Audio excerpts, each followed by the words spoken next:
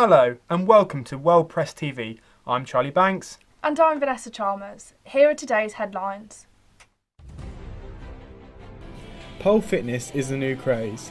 This class in Canterbury has seen its membership double in the last year.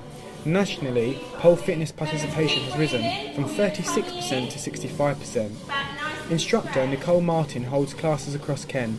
Her business is on the rise thanks to the increased popularity. The Journal went along to one of Simon's tutorial lessons at Augustine House at Canterbury to find out how students are getting on with using technology in classes.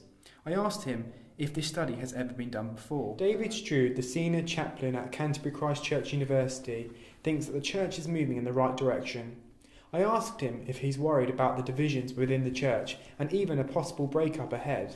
Postpartum depression is an illness which is more common than people realise, affecting 1 in 10 mothers. Juliana Pasidi, who is a part-time student at Canterbury Christ Church, feels that the time is right to have children. There have been study skills for people with disabilities and neurodiversities before. However, this is the first in the world using mobile technologies. Now, mobile technologies have been used in classroom settings a lot, but there's never any training been done in order to teach people how to use them. This move won't necessarily be what causes the split. I think the split will have already occurred. The chasm that is the difference between those who agree with women being ordained and not came when we ordained women priests. So to introduce the episcopate, I think most people agreed once you'd done women priests, you had to do women bishops. Whether they agreed that we should have women priests or not. The challenge for Canterbury is that we are the closest city in the UK to continental Europe. Now that's over the last 2,000 years, for all sorts of reasons, Canterbury has been at the centre of the national story. Canterbury being a historic city, we have a lot of tourists who come here. It's very easy to do so. There's no border controls, no visa controls for EU visitors from the continent to here. And my concern is that if we were to leave the European Union, yes, people may still come and probably will still come to the UK to visit and be tourists, but there's a large amount of uncertainty there in terms of, well, what would the arrangements be for allowing people to visit the UK from Canterbury Christ Church's expansion plan is going to cost a whopping £150 million, and that's an estimate. It will also incorporate the prison behind me, and the new campus will feature a new central square and a big student hub.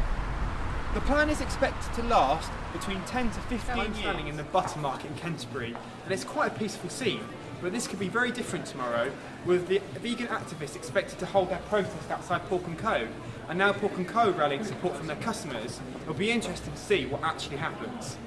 Integration. He wants the UK to be able to opt out of an ever closer union between the UK and other EU member states. Sovereignty. He wants national parliaments to have greater powers to block EU legislation. EU versus the rest. David Cameron wants safeguards for countries outside the euro so they will not be disadvantaged. Benefits. David Cameron wants to restrict in-work and out-work benefits. And now I'm joined in the studio by Callum. So Callum, what actually went wrong? It's hard to say what the worst thing that went wrong is. It started right from the beginning at the ceremony. I'm joined in the studio by Katie. So how can people get involved in the Rucksack project? Well, anyone at all can get involved. The event's running all throughout the UK.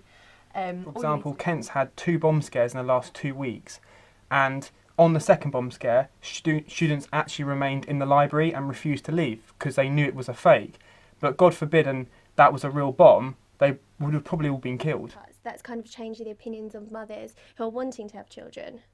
Well, I've been speaking to many women who are planning to have children and women who have had children.